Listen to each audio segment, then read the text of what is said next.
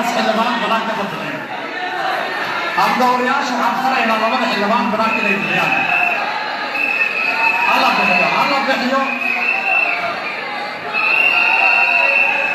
abdowrayaasha xildhibaanadaas labadooda hala bixiyo baarlamaanka buuq ayaa hareeyay daawadayaal